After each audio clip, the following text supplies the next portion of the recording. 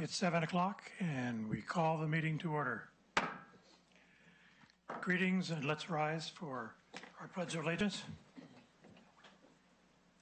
I pledge allegiance to the flag of the United States of America and to the republic for which it stands, one nation, under God, indivisible, with liberty and justice for all.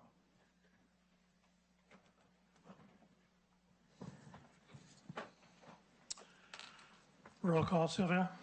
Mayor Weislocal. Here. Council President Garland. Here. Councilor Young. Here. Councilor Kuiper. Here. Councilor Browse. Here. Councilor Griffin. Here. Councilor Rosner. Here. Thank you. Approval of the agenda. Can I have a motion? Agenda as amended. I'll second. I move that we approve the agenda as amended. I seconded. All those in favor? Aye. Aye. Agenda is approved. Consent agenda. I move consent. Second. Second. Moved and seconded. Can we approve? All in favor? Aye. Consent agenda has been approved. Sure. On motions, we always just, in case, ask if anyone's opposed. Opposed? So I don't believe there was, but Yeah, just out of practice. thank you.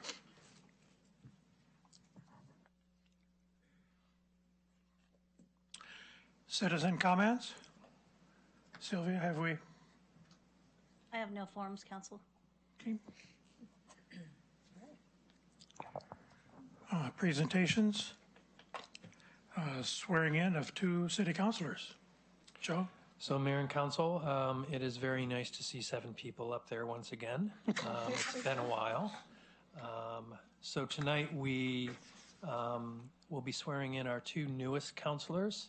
Just to give a little background, last night the city council members interviewed 4 candidates to fill the 2 vacancies as a result of former councilors Jennifer Harris and Sally Robinson no longer being on council. So as a result of that interview process last night, 2 people were selected. I guess former councilor Griffin, because you stepped down temporarily and then interviewed and got reappointed or selected last night by the council to serve in one of the vacancies. And Tim Rosner has also been selected to serve. So this is their first meeting as new councilors, and they need to be sworn in. So we have our Judge Pro Tem here, so if both new councilors will please come down, and we'll do the swearing in ceremony.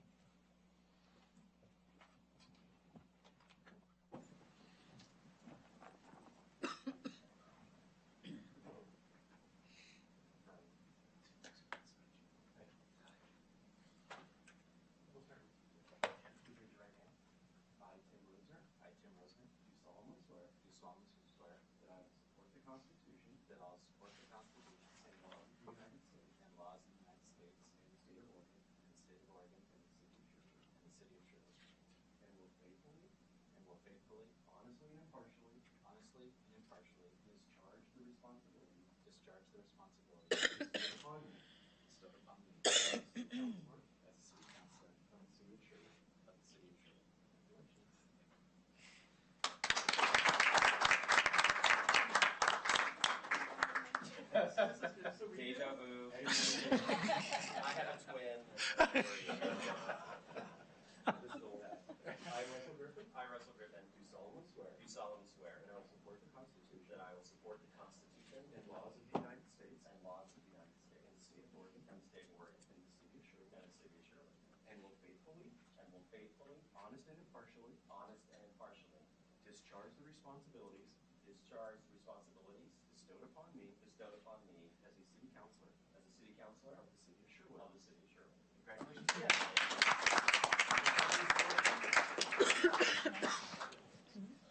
Thank you, Judge. Thank you. No more. So Mayor, a couple more just for the sake of the public who may not realize. So both Councilors Griffin and Rosner will serve in this position until March, where there will be another election in Sherwood, a special election. At that time, the voters will decide who will serve in the mayor's position and then in those 2 seats. And all 3 of those positions term ends at the end of 2018.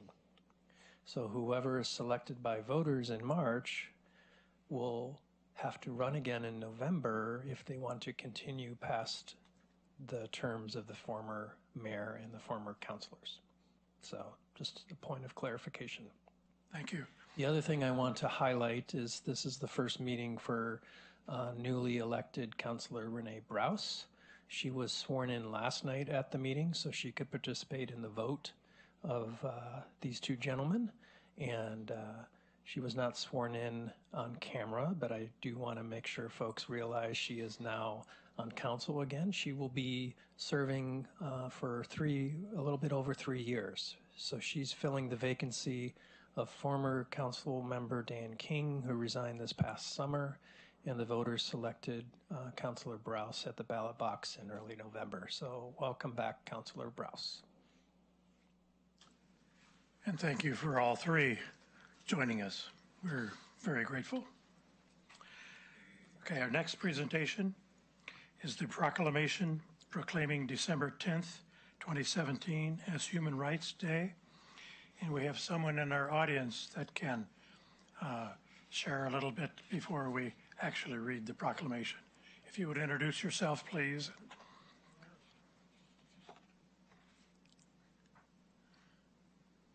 Hello, members of council. Thank you so much for your time today. It is a pleasure to be here. I am Christina Caravaca. I'm a City of Hillsborough Community Services Manager within the Parks and Recreation Department, but I'm coming to you tonight as a member of the Human Rights Council of Washington County. So every year for many, many years, and I don't know how many exactly, Sherwood gives a proclamation acknowledging December 10th as International Day of Human Rights. And I reached out this year as a member of the HRC of Washington County to Joe Gall, asking whether that would take place again this year, and was thrilled to hear that you are doing it again. I think that this is such an important thing to do and to acknowledge. And as a member of the Human Rights Council, I just really want to commend your commitment to continuing to put this at forefront of your citizens' minds. The Human Rights Council of Washington County has been around since about 2006. We're an initiative of the Vision and Action Network's community partner work. In 2006, it was deemed that there was enough growth and shifting demographics within this county that there really should be a citizen body looking out and saying what's going on in the diversity, equity, and inclusion arena, and so that body came together for the first time. Over a decade later, I'm on that body, as well as about a dozen other people right now, still doing that work, because that work continues to be incredibly important.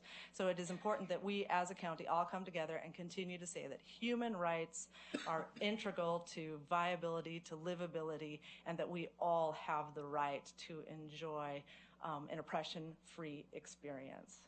So this Human Rights Day, this International Human Rights Day, actually came at the close of World War II, when the United Nations General Assembly, after the atrocities of the Second and the First World War, some folks had lived through both of those experiences, said as a civilized society, never again should we allow this to happen, that we should have human rights violated in such egregious ways. And so they came together and under the leadership of Chairwoman Eleanor Roosevelt, came together and created this Declaration of Human Rights, of which your mayor will read tonight, the importance of that document. This is an agreement, a societal agreement, that this is how we treat each other, that we give each other rights to pursue your liberties and freedoms, and it is incredibly important. Now, I especially wanted to be the one to come to Sherwood tonight on behalf of the HRC, because you guys have done a fantastic job of creating some very meaningful experiences for your citizens to explore those rights and those identities. I'm citing your amazing public art Unity project that happened in September at Cannery School Square. That was felt all over the Portland metro region. People knew about that, on Facebook. I know that you had some citizens that came, as well as brought visitors from the outside to come and have their identities represented in the yarn and in the polls. That is incredible, brave work. Good for you. And then, of course, Sherwood Rotary's Peace Poll initiative has been remarkable. So fantastic job, Sherwood. Thank you so much for doing this work in Washington County, and keep up the amazing human rights advocacy work. Thank you very much. Thank you for coming, and thank you for all you do. Can I ask a question? Mayor, can I ask a question? Please. Did I hear you say that you're a member of the Vision Action Network? No, the Human Rights Council of Washington County came out of the work of the Vision and Action Network. Yeah, it was founded in 2006. Okay, so how do we find out more about this group and maybe become involved Absolutely. in the conversation? Thank you for that question. Human Rights Council of Washington County is all over the Google, so you can find out about us there, and figure out how to get involved. We're citizen volunteers. We're not paid staff, and we're not elected officials. So anybody in this room can get involved with that group. Yeah. Any other questions or comments? Thank you so much for Thank you so coming much. and for all you do. Well, she introduced what we're going to be reading now, and it's a pleasure to be sharing this with you. It's on a City of Sherwood logo and heading, Human Rights Proclamation, December 10, 2017, as Human Rights Day. Whereas on December 10, 1948, the member states of the United Nations signed the Universal Declaration of Human Rights, and countries of different political, economic, and social systems unanimously agreed on the fundamental rights that all people share solely on the basis of their common humanity. And whereas the Universal Declaration asserts recognition of the inherent dignity and of the equal and inalienable rights of all members of the human family, is the foundation of freedom, justice, and peace. And whereas disregard and contempt for human rights have resulted in acts which have outraged the conscience of mankind. And whereas the advent of the world in which human beings shall enjoy freedom of speech and belief and freedom from fear and want has been proclaimed as the highest aspiration of the common people.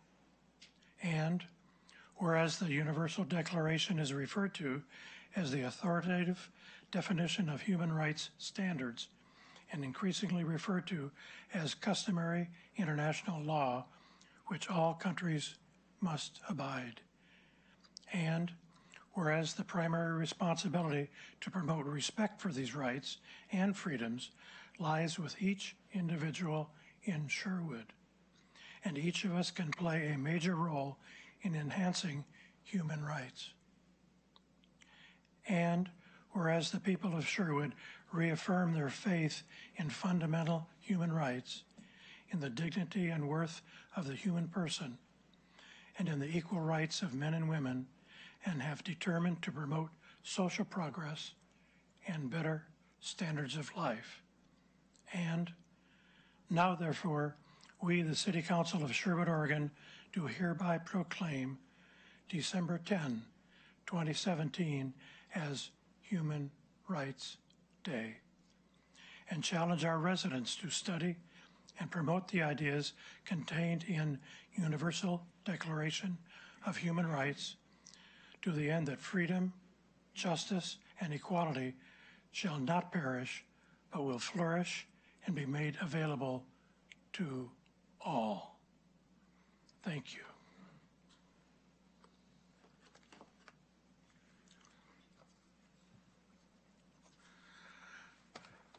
Our next item is the recognition of an Eagle Scout Award.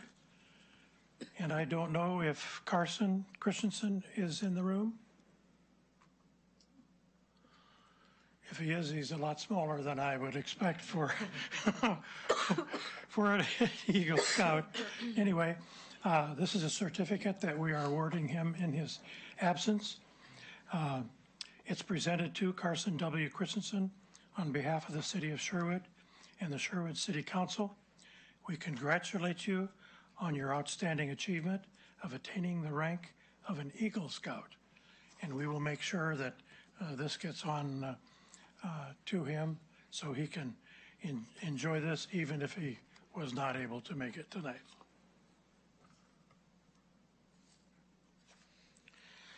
And our next presentation, TVFNR State of the District presentation. Joe, I believe you're going to introduce. Yes. So Chief Dyke was planning on being here tonight, but he's a little bit under the weather.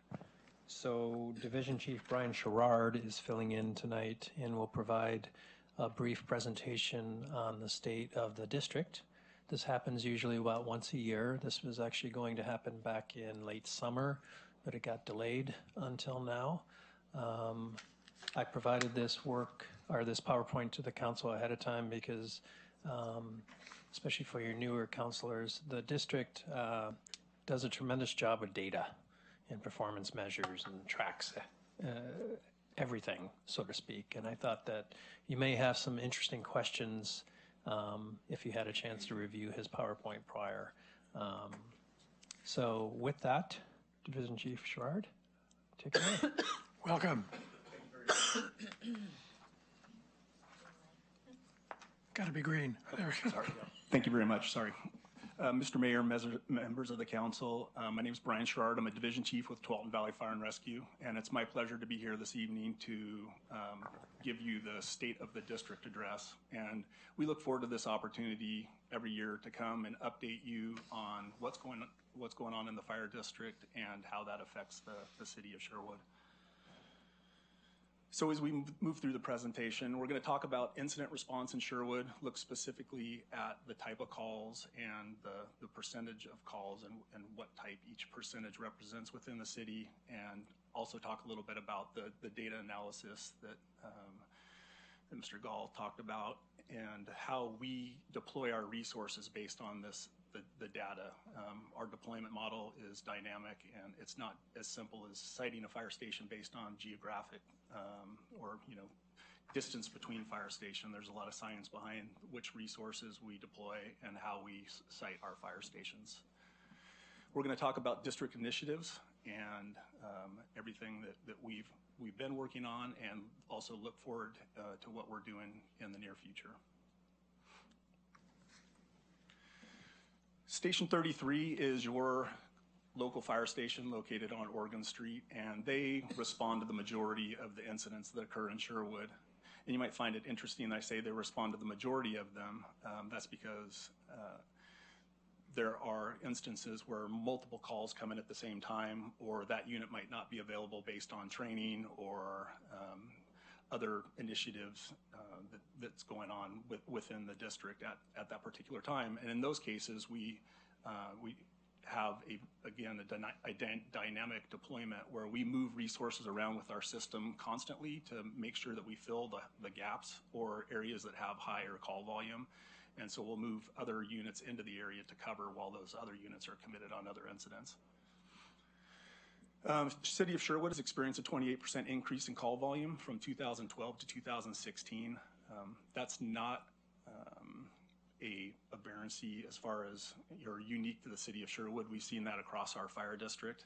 That has a lot to do with increase in population, changing demographic. As our population ages, the number of calls increases, as well as the amount of congestion that occurs within the fire district causes an increase in traffic accidents and calls of that nature, which causes an increase in our call volume. Medical calls, as is the case in the rest of the district, are the most common call for service. Within the city of Sherwood in 2016, 74% of the calls were medical calls, and so far Q1 through Q3 of 2017, about 69% of the calls are medical calls.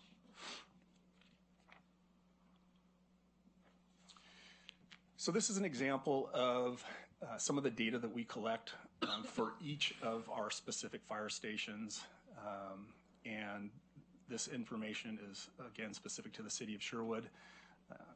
On the upper left-hand corner, you can see the type of calls. There's a difference between the calls. It says dispatched as. That means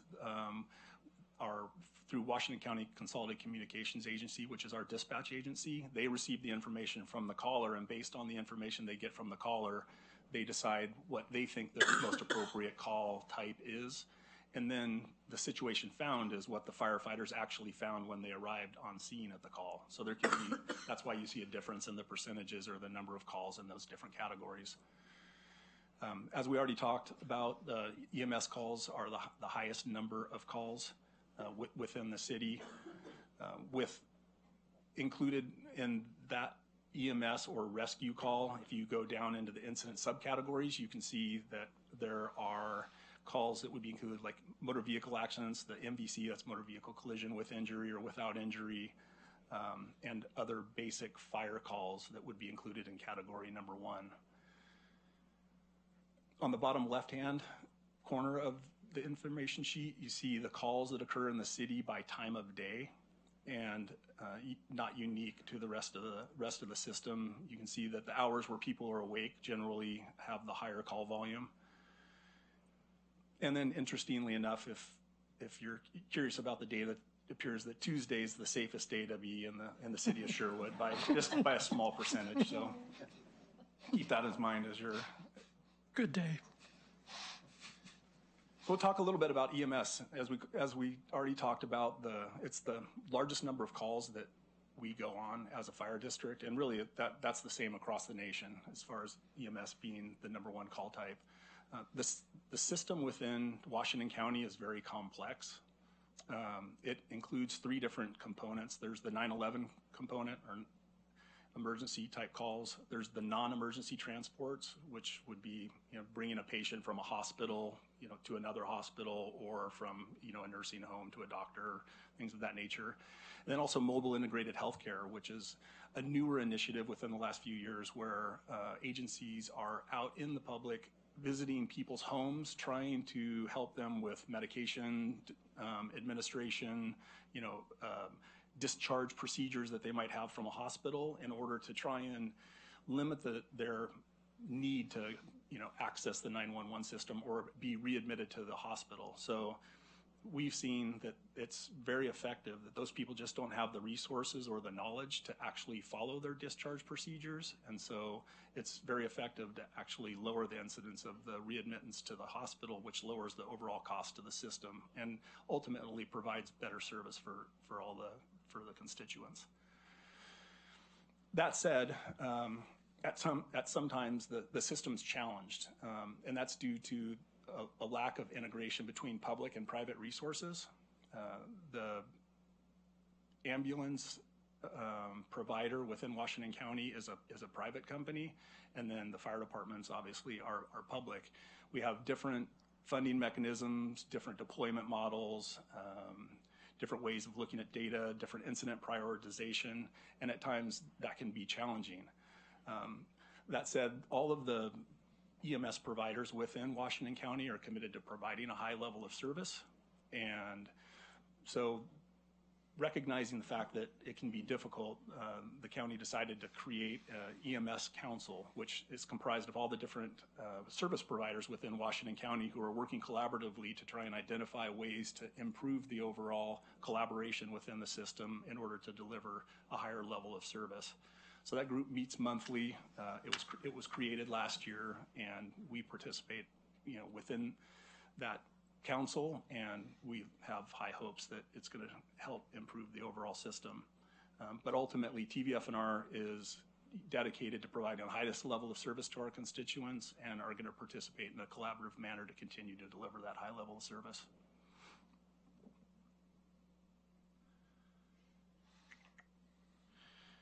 New medic units.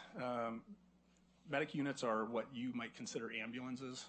We have deployed several new medic units within our system. There's currently 5 that operate within Washington County. We are not we're not the primary transport agency within Washington County when Metro West resources are lacking and there's additional 911 calls. TVF&R steps up and fills that role as the transport agency. We also are a subcontractor to AMR in the Clackamas County area, and we have 2 dedicated units in Clackamas County. And then just recently with the contract and subsequent annexation vote with the city of Newburgh, we have 2 units within Yamhill County that serve as the primary ambulance transport agency for that area.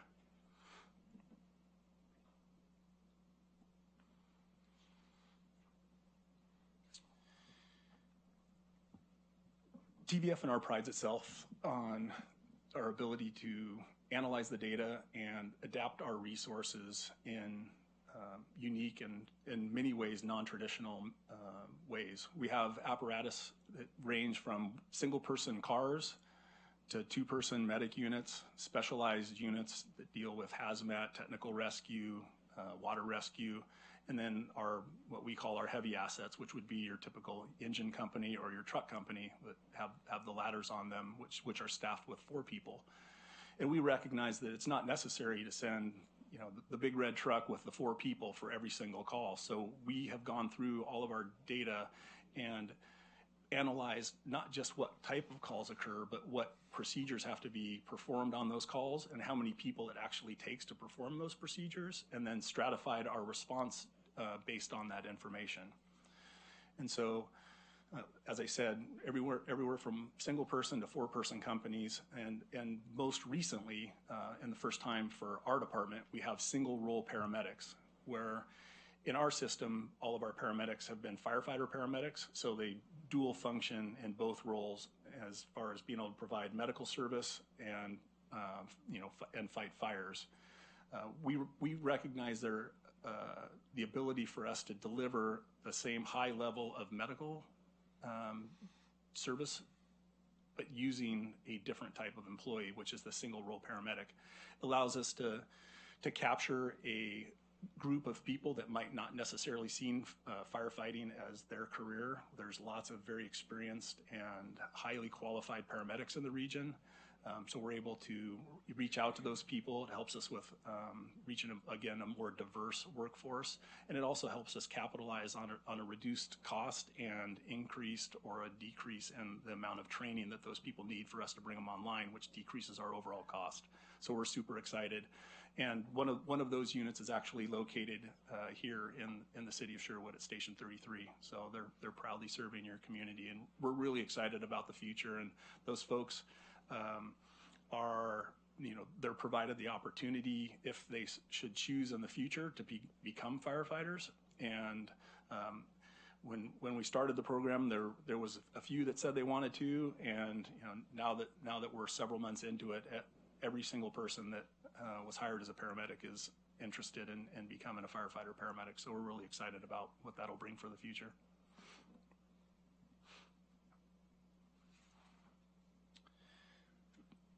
Verified responder.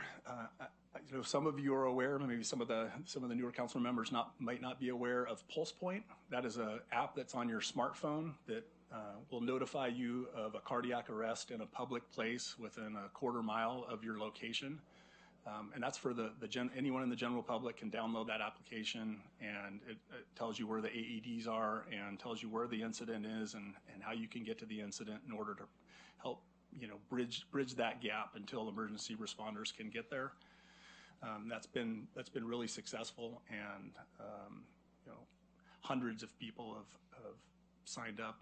But we're really excited to be the first fire department in the country to have what's called Verified Responder Program, and that's an expansion of the original PulsePoint program to include firefighters that are off duty. And so you basically take our whole army of firefighters, and in the communities which they live, we partnered with PulsePoint and Philips Healthcare to provide. They loaned monitors to all the firefighters, so all the off-duty firefighters that are participating in the program all have AEDs at home, and they will be notified of a CPR event, but not only in a public place, but also in private residences.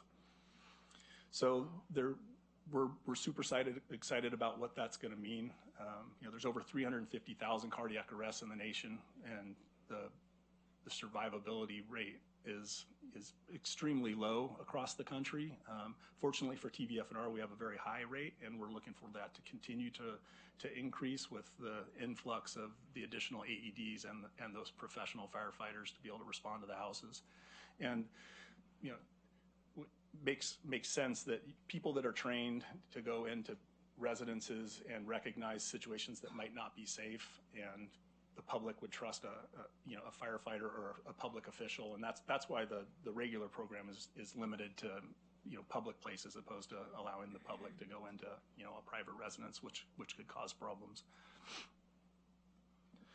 This is a map that depicts the yellow people are all public that have downloaded the app, that are participating in the program, and the red dots are the verified responders that are the TVF&R firefighters that are spread across the region.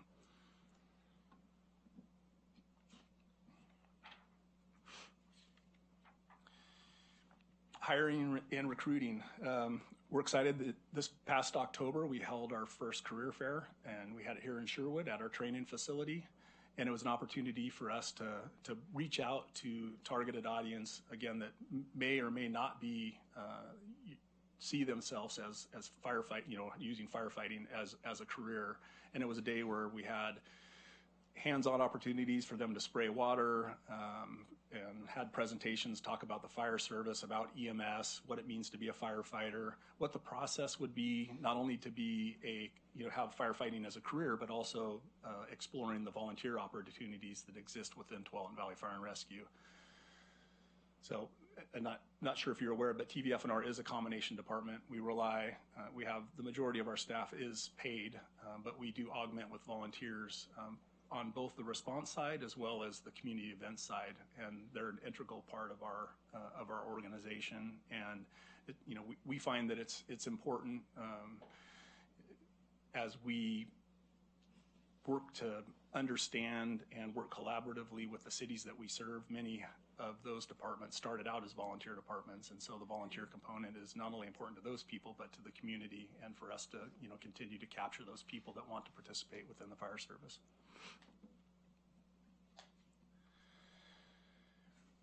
Partnerships. We've had a really busy year. It's been super exciting for us. Starting July of last year, we started serving the city of Newburgh and Newburgh Rural Fire Protection District under a contract. And then this November, both the city and the rural district voted overwhelmingly to annex permanently into TVF&R. So we're excited about what that means, not only for the constituents within the city of Newburgh and Newburgh Rural, but for the rest of the fire district, because it brings in a new area with new resources. We've added staffing, we've added apparatus and additional oversight capabilities down into the city of Newburgh. But when the beauty of our system, as we talked about earlier, as call volume increases or large incidence increases, we move our resources from our entire fire district. You're served by 25 different fire stations, not just the one fire station here in the city of Sherwood. So those additional resources in Newburgh help significantly on the southern end of the city of Sherwood for us to be able to bring those resources back into and help serve the constituents in the city of Sherwood. The annexation of Washington County Fire District 2 finalized this last July. They voted a year ago to permanently annex into TVF&R. And that's, if you're not familiar with Washington County District 2, that's the area out in Midway, and then kind of going around the city of Hillsborough and the city of North Plains, and then north of Highway 26. It was a significant area, and it was a great addition to Tualatin Valley Fire and Rescue. We talked a little bit about partnerships. One of the most important partnerships is with the cities that we serve, and we work really hard. We're a large regional fire service provider, but it's one of our priorities for us to recognize and adapt the qualities of the cities that we serve. So we work really hard to integrate ourselves into the communities, understand what's important for each of the cities that we serve, and then help support not only the city staff, but also the community events that occur within each jurisdiction. So we're proud to be active members within the city of Sherwood and participate regularly with everything from cruising to Robert Hood Festival to Community Services Fair. Want to talk about this Saturday from 1 to 4 at Station 33. We're having Santa visit and the fire engine rides, which we've done for many decades here in the city. One of the other interesting things that we're capturing back some of the history of what was the Tualatin Rural Fire Protection District that served the city of Sherwood.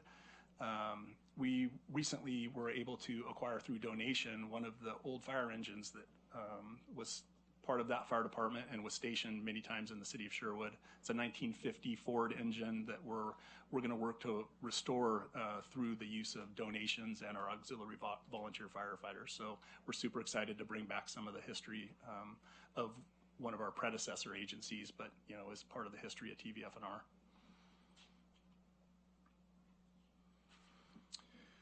On the horizon, I'm happy to announce that we have a bond that we've had for many years, but we took advantage of the opportunity to refinance those bonds and take advantage of the lower interest rates, as well as we have the highest credit rating available. We have a AAA credit rating for the fire district, which is tremendous, and it's great for all of our constituents to be able to enjoy the savings that's able to bring when we are forced to finance debt. But we're going to save nearly $1 million just by refinancing that debt, and so we work really hard to be good stewards of our constituents' money, and we'll continue to look forward to opportunities to capitalize on reductions in our overall capital outlay. We continue with our capital improvements and apparatus purchases to strengthen our system. As you recall, we 3 years ago passed our local option levy, which identified 7 future sites that we needed to augment our system to fill in gaps that have been created through the increase in call volume and our inability to get around based on congestion and the increase of call volume.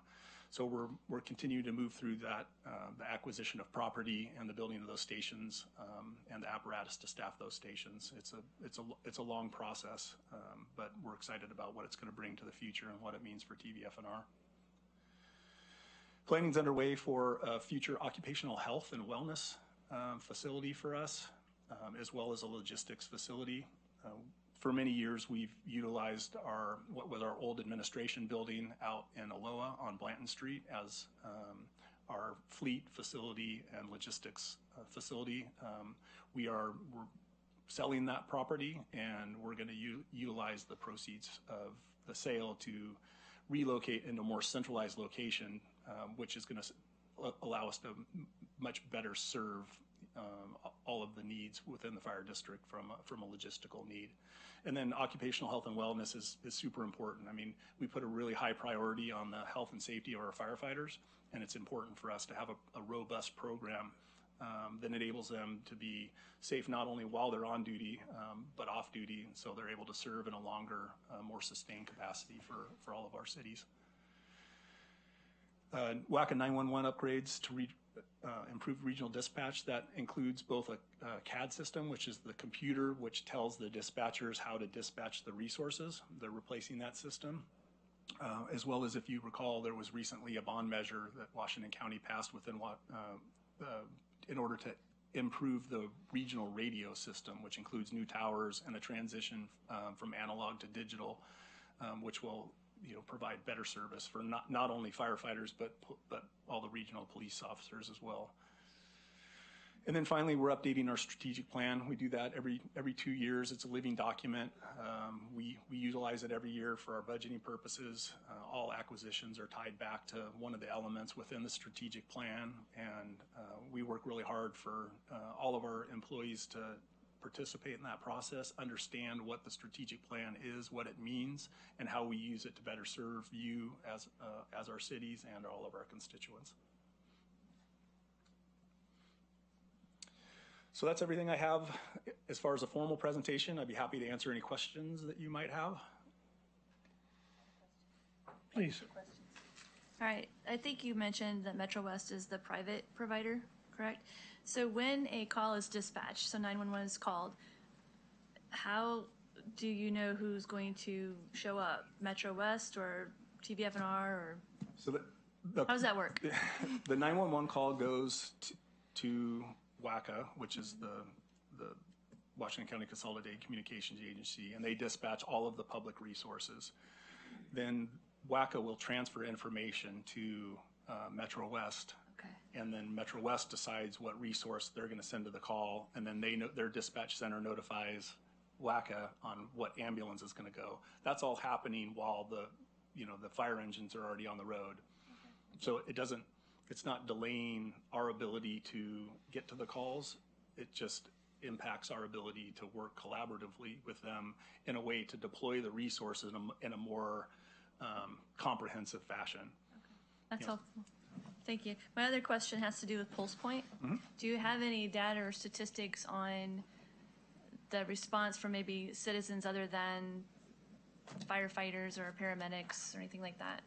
How successful it's been. So when so I have the app goes off, there's an incident, and have you had any private citizens respond to any of the incidents? We have had private citizens respond. I'm aware of the one local or regional actual save that we have did happen to be a firefighter, but he was notified through the public system before the verified responder was actually available. But I don't have specific numbers, but I can tell you that it has been successful here in the region.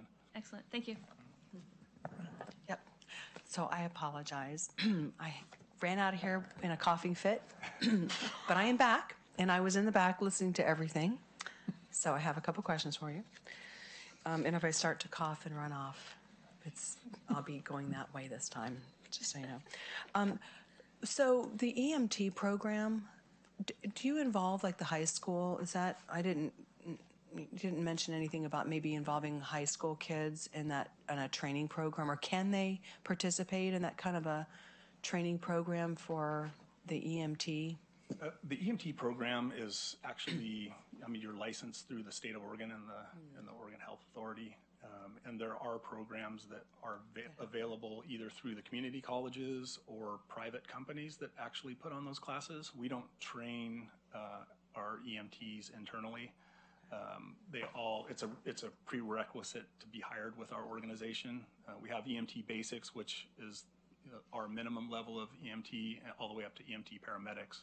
Oh, I see. Okay. So, but we do work with our high schools. We are we're in junior highs performing, helping them and teaching them with hands-only CPR. We do have some career programs with some of our local high schools. You have ride-alongs at all? We do have ride-alongs, Okay. Especially for public officials. If any of you are interested in doing a ride-along, you're more than welcome anytime. You betcha. Okay, so I have a question for you about the data on the data sheet. What is the difference between non-structure fires? What would be a non-structure fire? No, scratch that. What is a vegetation fire, and what's a non-structure fire? Vegetation fire would be like a brush fire or a field fire. Is that a subset of non-structure fires? Yes. Okay, so we had 27 non-structure fires, and 15 of those were vegetation. What was the other 17?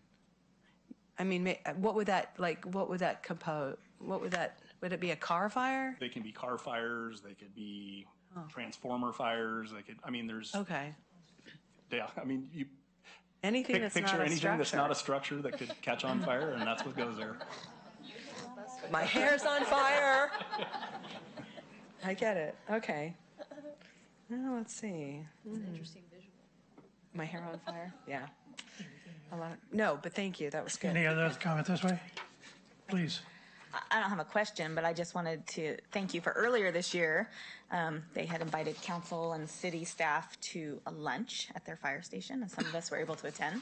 They fed us well, but the big part was they gave us a tour of the fire station. They had a CPR station set up where we could practice what we didn't know, which I don't know. And I just thank you for having us over there to see what you guys do. Our pleasure. And I had one question. If I look at that map, I think you're in 3 counties? We're actually in 4 counties. 4 counties. We serve 11 cities and parts of 4 counties. Yeah. There are probably more counties in the state, I guess. Excuse me? There are more counties in the state overall as you grow. Not currently. Washington, Multnomah, Clackamas, and Yamhill counties currently. That's great. Any other? Yeah, I just had a quick question. So, we always think of TVF&R as, fire and rescue, and I think it was really interesting, and maybe you could help me out understand how it works within the organization when you talked about the refinancing of the bond to save $1 million, because I know our fantastic finance director also did something similar here for Sherwood to refinance and save the city a ton of money. What kind of infrastructure do you have within TVF&R outside of who we see every day, the fire and the rescue and the paramedics that help to do that, manage the money, manage the employees? What does that look like? We have a robust system that supports the operation. As you can imagine, being a large service provider that has 25 fire stations, it's not just about the firefighters. The firefighters aren't able to do anything if they don't have the apparatus, and the ability to, the maintenance, finance, HR, logistics, all of those support functions that help us do what we're able to do. So we do have, primarily out of our Command and Business Operations Center in Tigard, we have our finance, HR staff, our planning division is out of there, and they're the ones that help us with our data. And like I said, currently our fleet and logistics staff are out of our Blanton facility. So, we work with them on a daily basis. Leadership meets regularly to explore and collaborate on, it's easy for us from a operational standpoint to come up with all these great ideas without maybe checking in or understanding the impacts that it has on the rest of the division. So it's really important for us to, for us not only to provide that high level of service, but to do it in a cost-effective manner. It's essential for us to collaborate with our internal partners. It's equally as important as it would be to collaborate with you all. So, Mayor and Council, I want to do 2 kind of piggyback plugs. Please. So, on this first question, there will be opportunities in the future. TVF&R has a community academy that I had the opportunity to participate in last year, and it is a lot of elected officials have that opportunity, but you basically learn more about the what you were asking, Councilor Garland, how is the fire district organized? How do they operate? We spent the day at the training facility just outside of Sherwood. I got to drive a fire truck. I didn't crash.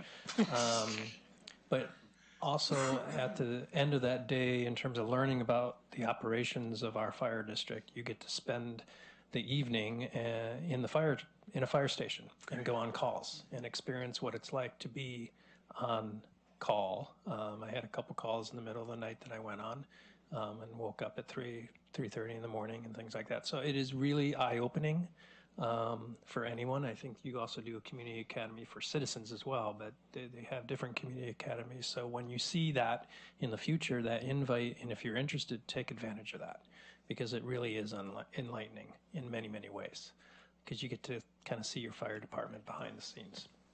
The other plug I want to put is Pulse Point. So besides the benefit of the AED and the folks, if that's coming up, and I think citizens in Sherwood have figured this out because I see it on social media. So I heard lots of sirens one recent morning about 5 a.m. And since my phone was not ringing, I knew it was not police related. And I'm like, what's going on? I keep hearing all these fire stations, our fire calls. So you can go on your Pulse Point and basically see what calls are going on currently. And I realized, that's a house fire over near Oregon Street. So I know people want information quickly and what's going on in town. And that app is a great resource to find out what's going on in town in terms of the fire department. What kind of calls are they going on? And it's a great, great resource. besides to know, if someone needs help from an AED or a heart attack. It's just good information. That app is really, really valuable. So I want to put a plug in for that as well. If it's not on your phone, you should get it. So Sounds good. We want to thank you so much for coming and for all your organization does. And we'd like to wish the chief healing and well-being. I'll pass on your well wishes. Thank you. Thank you. Appreciate it. Well, folks, I think we may be able to go back an item on our agenda. I think I see someone in uniform back there that could even be an Eagle Scout. Am I correct? Are you Carson? Would you come forward, please? We already talked about you, but we didn't find you. Sorry, I was at my brother's violin. Please. It needs to be green. Touch the, there you go. We have a certificate of achievement for you, but we'd like to know more about what you've done in the process of becoming an Eagle Scout. So my project was the flag drop box at the American Legion building. So I got the idea from a family friend. His name's JB Bauscher. He's a vet, and a retired vet, obviously. But so he told me, he was just like, "Hey, do you have your Eagle yet?" And I was like, "No, not yet." And he was like, "Great, I have some ideas for your project that you could do." So this was one of them, and I liked it because I agree that not many people put their flags away properly or retire them. So I took the challenge, and with the help of the city, they donated me the box. It's an old ballot drop box that they gave me, and I sanded it, stripped it, painted and primed it, and then I took it to PDX Wraps, and they put the wrap on it. So that's what it looks like now. And then to install it, I dug some footings that were about 3 feet deep, poured concrete in it, and then put a bolt, an anchor bolt, so that it would be harder for people to steal. I mean, they could find a way to do it, but. And then I put some gravel around the base, and now it's where it is now, if you see it. Question? Please. Did you have any of your troop members help you? Is that what you guys are called, troops? Scouts? Yeah. I was going to, but I had enough family members that it was mainly our family, so. It looks great. I do have a question for you, Carson. Where do the flags go? Are those collected by the Legion, or do that go to the DAR, Daughters of the American Revolution? Where do they go? So the American Legion was kind enough to take care of the flags for us. They have them collected in a barn, I think, or the shed behind. Mm-hmm. And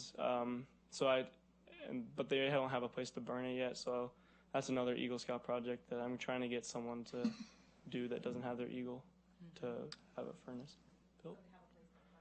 Yeah.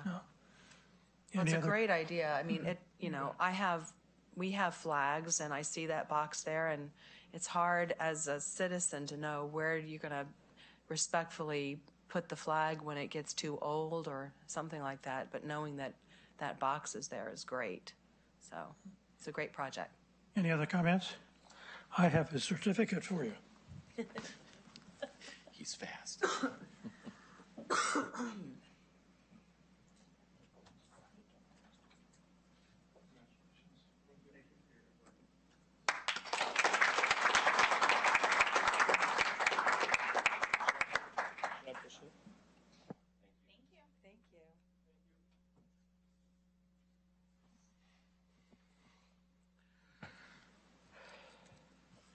Next, we are now moving on to public hearings. We have 2 of those. The first one is A, Ordinance 2017-006, amending the Solid Waste Code. Sylvia? Mayor and Council, I'll read the statement this evening for all 4 items listed under public hearings. The first 2 items are ordinances for which we are having the second reading tonight, and the other two items are resolutions, which is the general one reading. So the Sherwood City Council will hold a public hearing this evening to hear testimony on Ordinance 2017-006, amending the Solid Waste Code, Ordinance 2017-007, amending the Sherwood Municipal Code, Chapter 15.04, relating to the adoption of the Oregon Plumbing Specialty Code, Oregon Electrical Specialty Code, and the Residential Specialty Code, and repealing reference to the Oregon Solar Installation Specialty Code.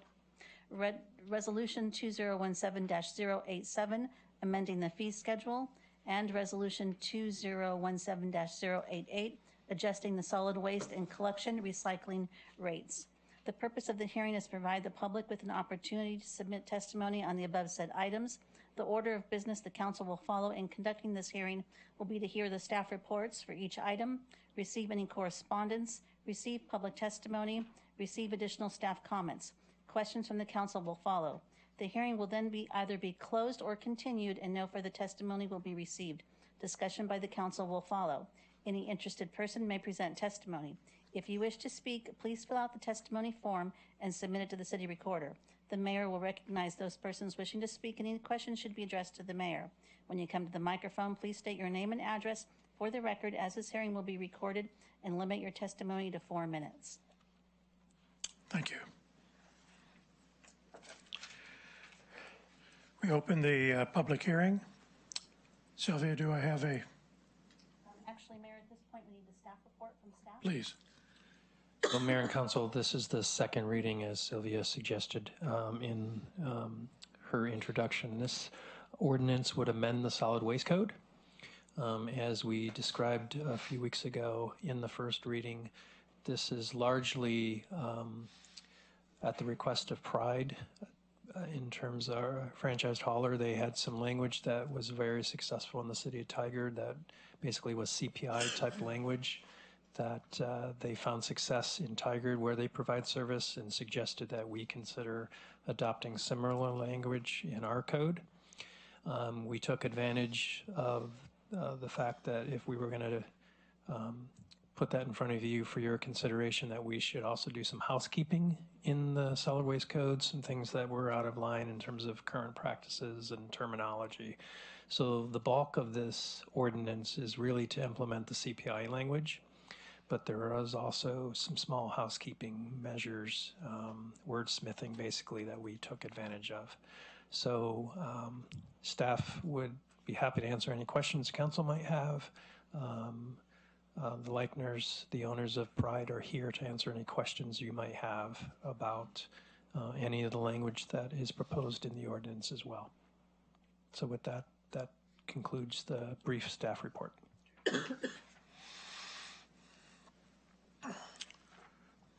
Mayor and Council, if there's no questions of staff, this would be the time to open up the public hearing. Okay.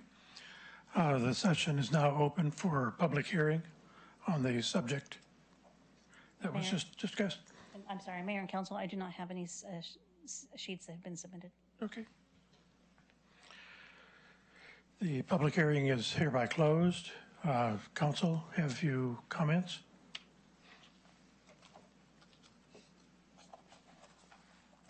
Okay. Can we have a motion? I move that we capture and adopt, right? To read, caption, and adopt? To recaption and adopt. Sorry, I've not done this in a long time. Let me find this again. Ordinance 2017-006, amending the solid waste code. It's been moved and seconded. Sylvia? Ordinance 2017-006, amending the solid waste code.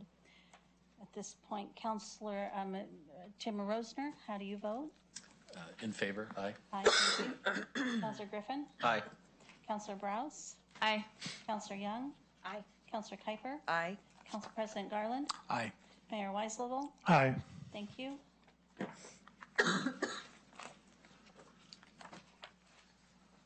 The ordinance has been approved. Thank you. The second ordinance item is ordinance 2017-007, amending Sherwood Municipal Code.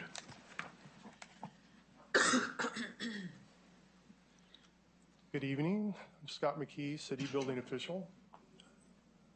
Give you a little background on Oregon building codes. Currently, there are 7 model building codes that the state of Oregon has adopted. And periodically, these codes are updated with new additions to the code. This year, we have 3, the Oregon Plumbing Specialty Code, the Oregon Electrical Specialty Code, and the Oregon Residential Specialty Code are currently the 2017 edition of these codes. As jurisdictions that are approved to have a building inspection and permitting program, we are required to also adopt the current state-adopted codes. The 4th item on there is the state used to have a separate model code for the installation of solar panels, and they have rescinded that and inserted that into the body of the main building code.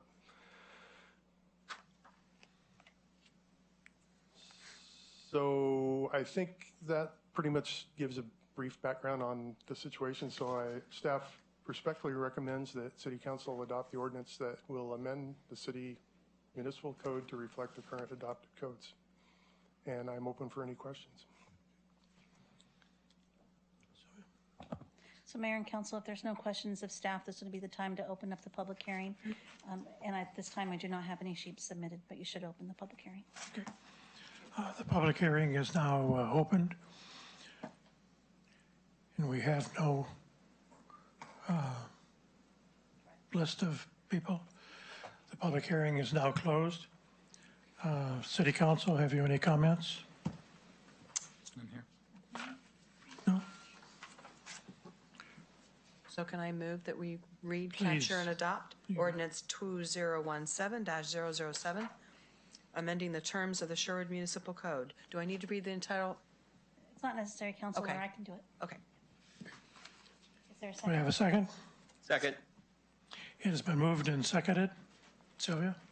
Ordinance 2017-007, amending the terms of the Sherwood Municipal Code, Chapter 15.04, relating to the adoption of the Oregon Plumbing Specialty Code, Oregon Electrical Specialty Code, and the Oregon Residential Specialty Code, and repealing reference to the Oregon Solar Installation Specialty Code.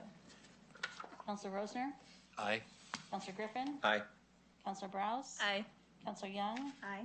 Councilor Kuiper? Aye. Council President Garland? Aye. Mayor Weislocal? Aye. Thank you. The ordinance has been approved. Our next item, item C, is Resolution 2017-087, amending the fee schedule. Good evening, Mayor and Council. Try to lean closer to the microphone here. Thank you. Very loud. Nice to be heard. So back in June, we adopted a fee schedule.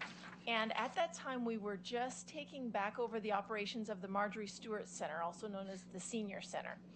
And we had some contracts in place for some different nonprofit agencies or local groups that were using the center on an ongoing basis for some evening meetings.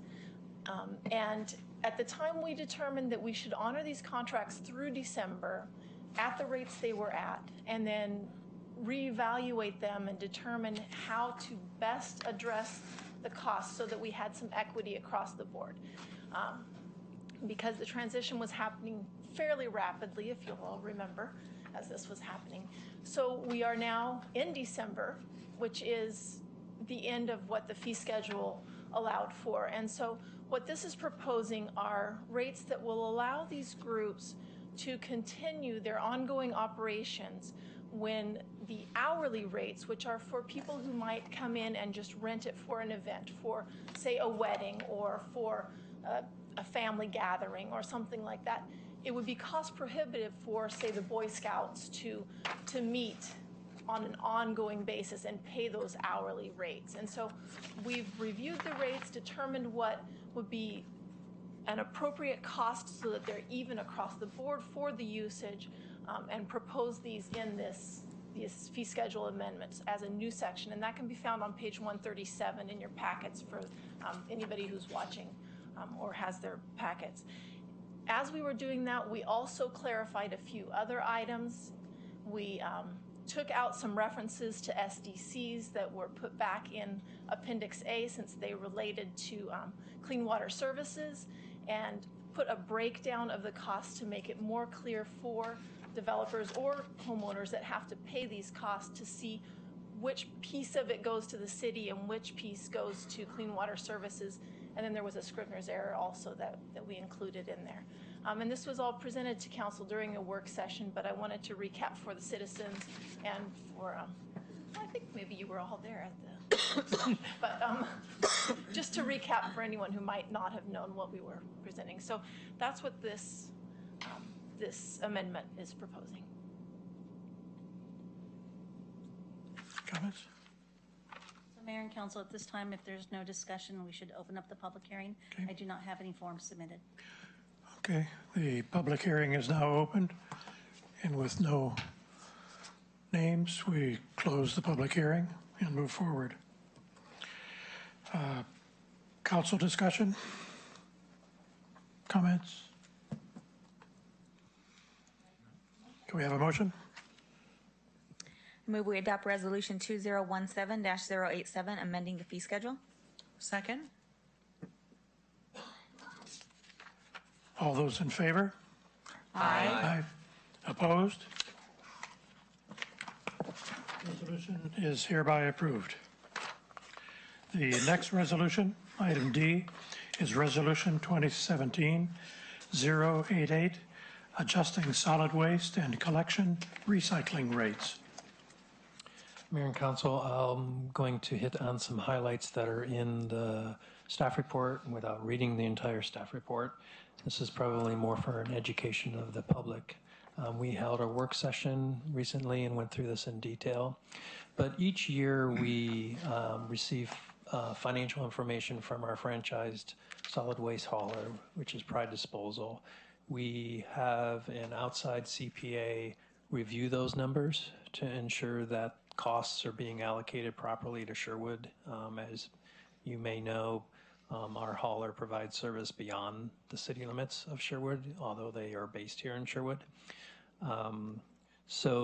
Chris Bell of Bell and Associates has been doing that for a number of years. He presented his information to the council in that work session, and he's really looking at rates of return. So in the region, most franchise operators try to achieve a rate of return for their business from 8 to 12% with a target of 10%. So he takes a look at numbers, in this case, most recently in 2016, and determines their adjusted rate of return, and that varied from a low of 0.53% up to 8.32%. with a composite rate of 4.98. So that composite rate combines all three sectors into one number. And the real numbers that they achieved in 2016 only hit 4.98. So our goal is 10%. So they did not meet their goal as a result of that review. Chris also takes a look at and does a projection for 2017. We're still in 2017. And the numbers were a little bit better with the economy doing better. Again, the low in 2017 ranged from 0.94%, so slightly below 1%, all the way up to 10.18%. Again, the composite is only 6.93. So it again is below, projected to be below that target of 10%. So to achieve that target, a rate increase is being recommended as part of this resolution. That rate increase is summarized in the staff report, but essentially it is a operational increase of 56 cents to each of the residential roll carts. And there's different size roll carts, so each fee would, if you were to approve this, would have a 56-cent additional cost. And then all of the other residential services, and these are all outlined in your appendix because there's a lot of different fees that get charged for different types of services, is about a 1.94%. The other thing that is happening in Oregon and throughout the West Coast is there, as we described to you, and the Leichners can describe it more in detail than I could, but there's been a significant disruption in the recycling markets because of a decision in China. That is only starting to kind of play out, and folks are going to be reading and seeing changes in the recycling markets throughout next year. A lot of that is uncertain and could go in different ways. So we are proposing, and Chris Bell proposed as well, to do a recycling surcharge. So there's two categories. In the residential roll cart rates, we would add a recycling surcharge of $1.02 on top of the rate to deal with that instability. And then a recycling surcharge of 66 cents per collected yard of waste in the commercial container collection. The commercial sector is the healthiest of the three sectors, so that's why it's a smaller rate increase for the recycling surcharge. And then they're also adding a new mileage charge for drop box rates for certain longer distance disposals. So those are the major kind of summary of the rate changes. The details are in your appendix if you were to approve this rate change. Those details are in the attached fee schedule. If you approve this resolution, it would be effective February 1st, 2018, which would give Pride ample notice to their customers that a rate increase is coming. And that is basically a quick summary of what is on the table for your consideration tonight. So happy to answer any questions that I can answer. And of course, Pride is here if you have questions that are more specific that they can answer. Yeah, I had a question, Joe. You talked about the decision in China. Is that basically making it more expensive to deal with recyclables? Is that what's going on, where they're not willing to purchase them anymore, so it's harder to find someone to take those materials? That is a very correct statement, a very simplified statement to a very complex situation. I don't know if you guys want to add anything. Can do a little recycling 101 here. Kristen Liker's going to come up and I talk think a that little would be bit more. helpful for the public to understand that.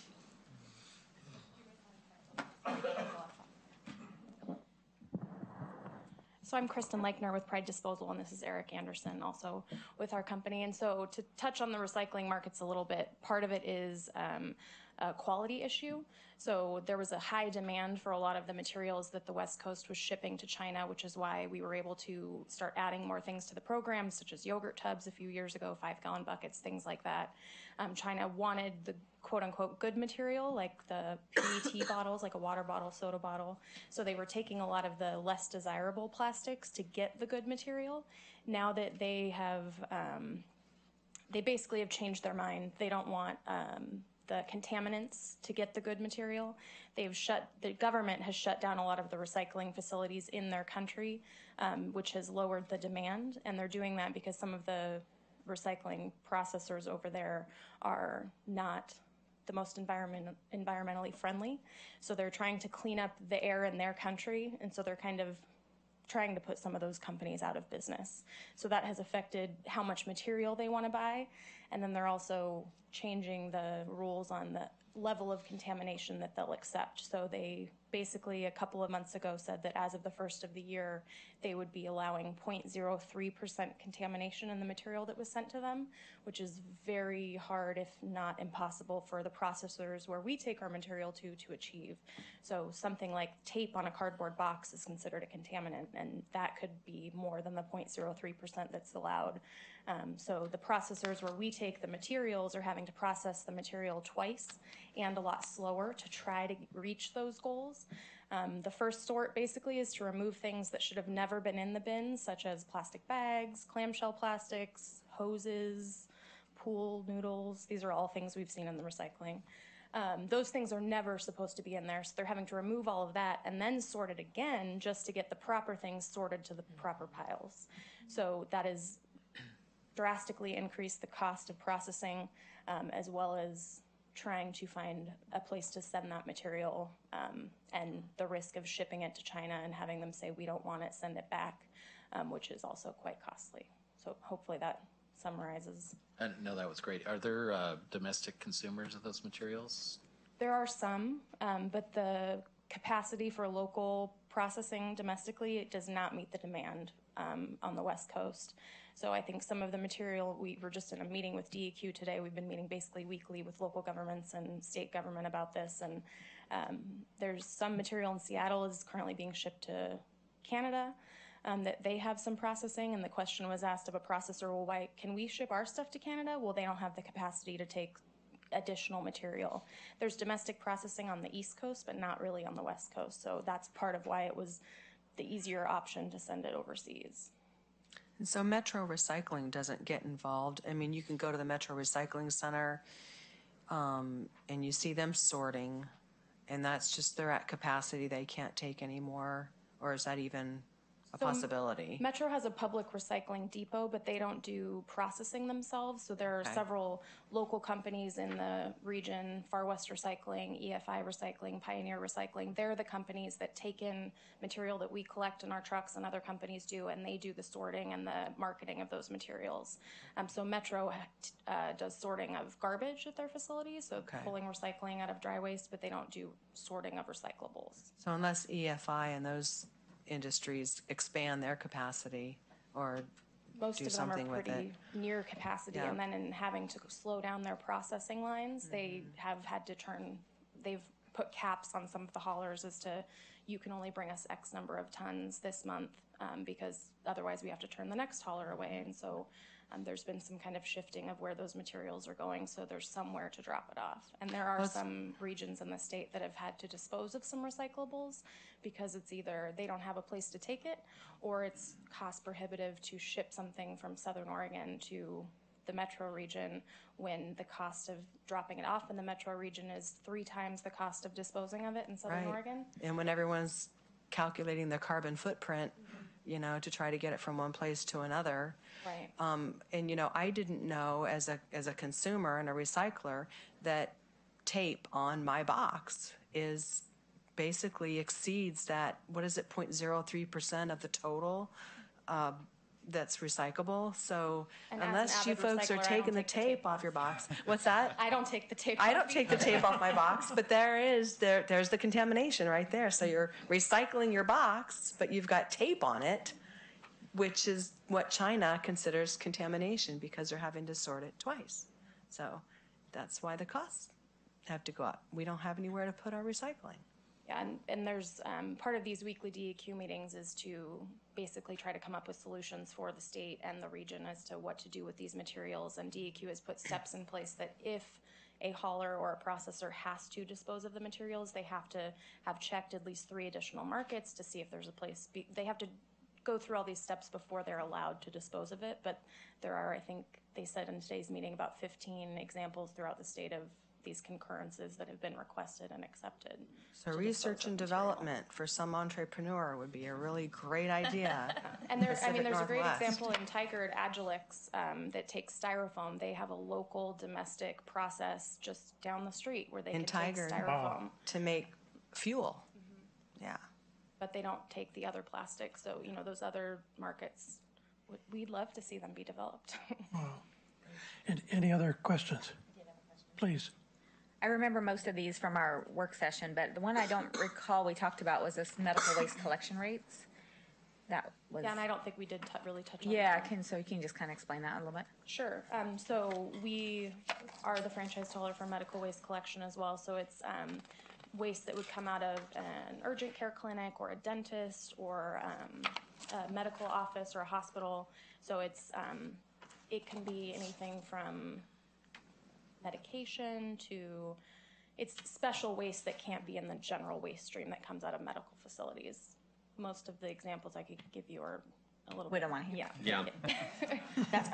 I just wanted to make sure we touched base on that since it hadn't been part of our presentation. Any other comments? Just in terms of the rate increases, to make sure I understand this. Make sure you're close to your mic. Oh, I'm sorry. Yeah, just on the rate increases, for most customers in the city of Sherwood, it's just the 56 cents per month that they would see on their bill. The 1.96% is for add-on services. Is that correct, that most people don't use?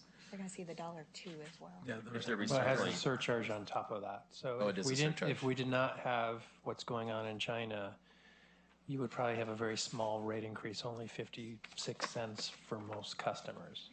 What's different because of this situation in China and what's happening is there's this additional $1.02 to the residential customer on top of that 56 cents.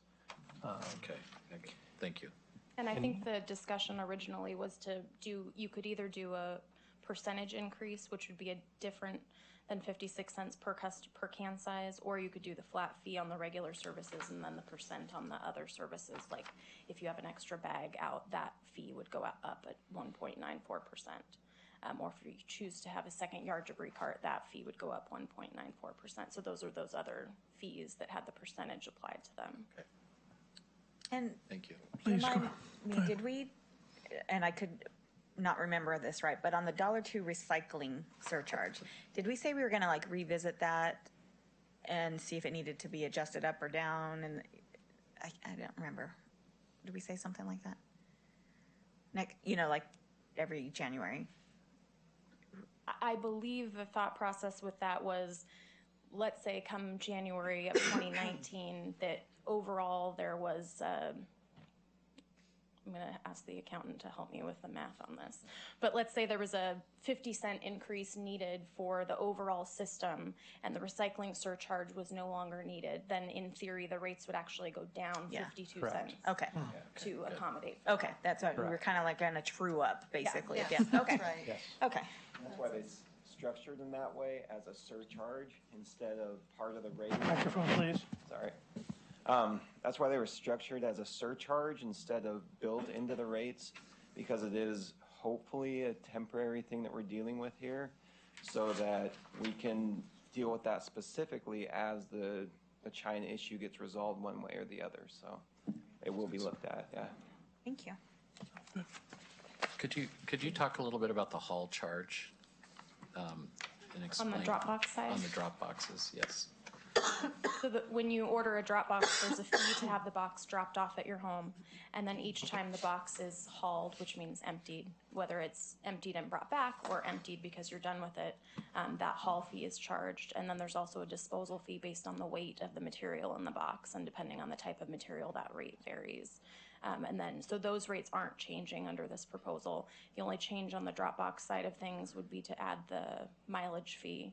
And that is because most of the hauls that happen in Sherwood either come to our facility or go to Grimm's, which is not far, but some of them are going to Hillsborough because it's a mixed recycling load or it's a special waste. And so basically it's to charge a mileage fee for those people that are having boxes hauled a further distance, but it doesn't affect the people that, the majority of the customers. So it's people that are costing more time to haul their material are going to pay for that time in their mileage charge. And they would know that when they order the Yes, drop we box. go through all of these rates anytime anybody orders a box, and then any existing customers will be sent letters that it outlines the change. Okay, thank you. Any other questions, comments? Thank you. Thank you. Sylvia? So Mayor, at this time would be the time to open up the public hearing. I do not have any sheets submitted. Okay. We open the public hearing, and with no sheets, we close the public hearing. Council discussion? Can I have a motion? I'll go ahead and move to approve Resolution 2017-088, adjusting solid waste and recycling collection rates. Second. It has been moved and seconded. All those in favor? Aye. Opposed? Motion carried.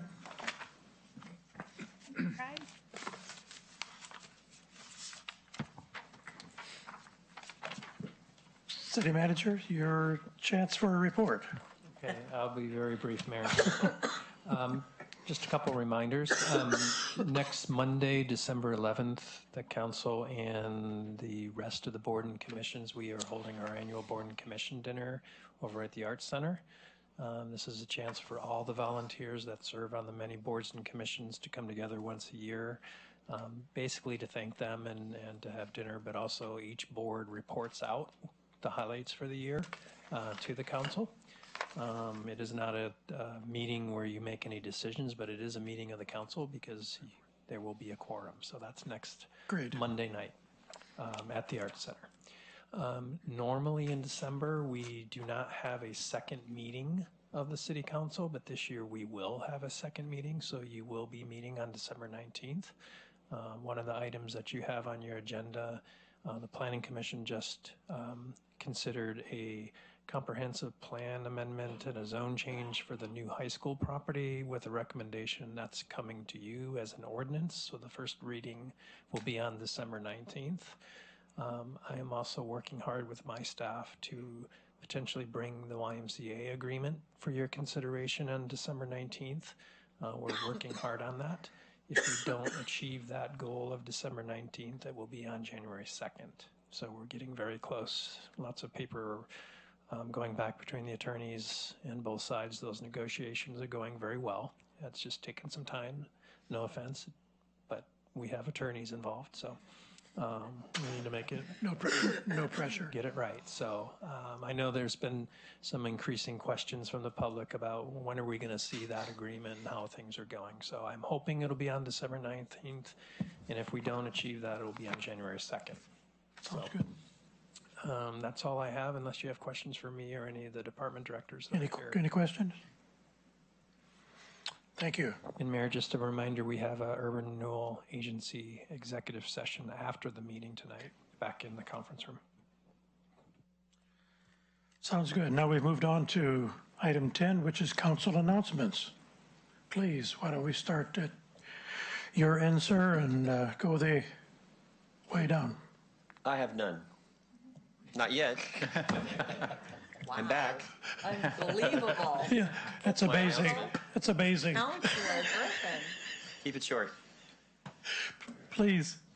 Well, first I'd like to welcome Counselor Griffin, Counselor Worsner, and Counselor Browse back. Counselor Browse back. We had a great holiday parade Saturday, and I thought it was a great turnout at the tree lighting. It was packed. The rain did not keep people away. But I just specifically wanted to thank Sylvia and her crew, Colleen, who's not back there right now, and the guy who drove our truck. Tim, thank you.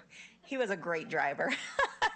And just thank you for putting that together for us and allowing us to ride in that. We appreciate all you do for us. And then I just wanted to remind the public there is a Voices for the Performing Arts concert coming up this Saturday at 3 p.m. and 7 p.m. at the Arts Center. It's just a concert you don't want to miss. They just always put on a great show. And as far as my liaison assignments, the Friends of the Refuge isn't meeting in December, so our next meeting will be January. And I would just really hope to see the YMCA contract on December 19th. Thank you. I just have a few comments. A couple liaison assignments that I've had since our last meeting. I was at the Planning Commission meeting last Tuesday, and they will be meeting this next Tuesday, December 12th, and they will be on the agenda as the Parkway Village South item. So that's, if anybody has an interest in that, that's the area south of the Walmart on the other side of the traffic circle. Speaking to the Planning Commission, keeping on that, I want to call out something that was on our consent agenda but didn't get mentioned publicly. I do want to mention that we did some interviews last night for a vacancy that we had on the Planning Commission. We were able to appoint Doug Scott to the Planning Commission, so he'll be jumping right in. So congratulations to Doug. Happy to have another dedicated citizen volunteering, and to that point, I will also echo thanking Councilors Griffin, Rosner, and of course Councilor Browse for volunteering your time again and getting involved in our great city. It's great to have you guys all on board. And I'm missing something. Park and Recs Board. I attended that last night as well after the Planning Commission interviews and the City Council vacancy interviews. I put on a different hat and came out and did Parks and Recs. And I believe there is now a vacancy on the Park and Recs Board as well. Is that right? Do you know what your plan is for trying to fill that? We haven't advertised it quite yet. Okay. So we hope to advertise it this month and fill it in January. Okay, great. So another opportunity for some folks in Sherwood to get involved. You guys meet monthly in the Park and Rec Board, so that to me, and Councilor Kuiper could probably talk to that if she wanted to, is a fun group. I mean, it's, the Cedar Creek Trail, and it's, some of the Woodhaven Park, skate park. Yeah, I don't want to steal their thunder for the dinner on Monday, but that's one of their big goals for the year. It's a great group, and really, I'll keep this brief, but when I moved to Sherwood about 6 years ago, and did the walk through the home, and I was just myself. My family was still back in Las Vegas at the time, and I had a little time before I went to the airport, and so I drove down Sunset. I live over by Snyder Park, and I went up on Snyder on the hill, and I look at the park, and you look at the city from the top of the hill, and you see everything, and this is a fantastic place. And I got in my car, and I drove down Sunset a little bit. And then I got to Woodhaven Park, and I saw the trucks in the sand pit, and I said, "This is incredible." I mean, how does not everybody know about Sherwood? And so when I talk about the Parks and Recs Board, I mean that's clearly because of the folks that have been on those boards to make those parks as good as they are. So I'm going to stop talking now, but if you guys want to get involved, there's a vacancy there, and there may be some others on any of the other boards. I'm not familiar if there are or not, but please get involved. Thanks. Why don't you go ahead and I'll go last. Sure, okay. Side note too, Snyder Park, if you ever have I don't know how many people go up there, but when you go up there to the top and you align yourself along the concrete sitting area that sort of spans out from the water and the sand, that lines up with the summer solstice. Is that right? Did I say that right? So when the sun, right. So if you go up there on June 21st and thereabouts, you'll see that the sun sets right at that angle. So it's a unique spot. And it actually separates two different watersheds there too. So that's where I cut my community service teeth really many years ago. When I was on the Parks and Rec Board, we were able to participate in the development of that park. It was really special. So again, just to reiterate what Councilor Garland says, Parks and Rec Board's great. If you have an interest, obviously there's an opening. So welcome, Councilor Rosner. Welcome back, Councilor Browse, and welcome back, Councilor Griffin. All right, I'll hurry up. I see this going. I see you're shaking the pen. No. Just two announcements. Thank you to the Sherwood Robin Hood Festival Association. Susan Dans is their president, and hello, Council President Dans is here with us today with the Robin Hood Festival, with the help of City of Sherwood and all the folks putting up the tents and getting that ready. It definitely takes a village to put on a wonderful festival on December 2nd with the parade. Angie Ford with Innovative Housing, I believe, provided 2.5 hours of horse and buggy for folks. So it was a really special time. Thank you to the Maid Marian Court with Christine Mulkey leading the way. We've got Boy Scouts, the Girl Scouts participated, the LDS missionaries participated, lots of folks to make it a truly wonderful town Christmas. So thank you very much, Susan and your entire crew. And also thank you to Sylvia for bringing the hot chocolate. I wanted to reiterate what Councilor Young said. It was really wonderful. You always do a special job. Cultural Arts Commission, that's one of my liaison positions. Hopefully in the next month or so, we'll have a presentation on the actual results. We got some data back from the Unity Project. When you went to participate, and I hope that many people did, some people were very meticulous and took the piece of paper where it had everything. I think there were 33 different identifiers of who you were. Were you retired? Were you a student? So many different identifiers. Once you checked off that list, then you were able to wrap your yarn around this really amazing temporary community art piece. But what they did, they took the data, and it's really interesting. I think everyone will find it's a really great community snapshot. Obviously, it's skewed to the people that actually filled out the form. I was not one of those people. I just wrapped the string. But a lot of people did fill it out, and it's very interesting. And one of the highlights was a lot of people checked off, "I believe in magic." I thought that was really cool. So anyway, thank you. Can I just jump in real fast? I want to say something about Jennifer Kuiper. the VPA concert that's coming up on Saturday, Jennifer has handpicked, in most cases, every costume that every child is wearing in that show. So if you've been to any of the other shows, the costumes are amazing, and she did a fantastic job. Just want to give you that plug. Yes, do come to the Voices for the Performing Arts concert. It's wonderful. We've got quite a talented group of young people. Are you sure you're finished? I'm finished. Just joking. Let me first by saying thank you. It's a pleasure to be back up here and sitting in this seat and serving all of you in the community of Sherwood. I'm actually excited to be back in the seat because I enjoyed it. And so I'm looking forward to working with this group up here. Let me triple the congratulations and great job, Susan and crew, on the Robin Hood, or not Robin Hood Festival, but the Winter Festival. My in-laws were here from Indiana, and they attended, and they had a good time, too. So great job. As always, I want to do a shout out to the Sherwood Police Department, attended the Sherwood Police Foundation, honoring the breakfast for the police department. It was great to see the guys and gals there and their families and the fun that was being had, the great food provided by Fat Milo's, and just watching the camaraderie and all that took place that day was really a lot of fun. And then this next week, just I think some of you are aware that I'm pretty interested in affordable housing and middle income housing. So I will be attending the Pathway Home Coalition in Metro this next week and learning more about what's going on there, and pretty excited about the outcome. So thank you. I'll just keep it brief, but I'm very excited about the opportunity to serve on council, and I wanted to thank the mayor and my fellow council members for the warm welcome that I've had in the last couple of days and coming on board, and the staff as well. It's been awesome. I really appreciate all the help today getting up to speed, so thank you. In conclusion, I've got just a few things. One is we talked about the tree lighting, and some of us tried to get a little numeric about that. And were there hundreds there, or how many were really there? And we had some panoramic views and all that. The latest estimate was that we had about 2,000 people there. Wow. Elbow to elbow, and great music, great donations, great leadership, great everything, and it was... It was the biggest crowd at a tree lighting ever. I think it was the rain. Yeah, that's what brought him in. Magic rain. You know, when you mention rain and you think, well, that'll keep people away, baloney, not in this town. We come regardless.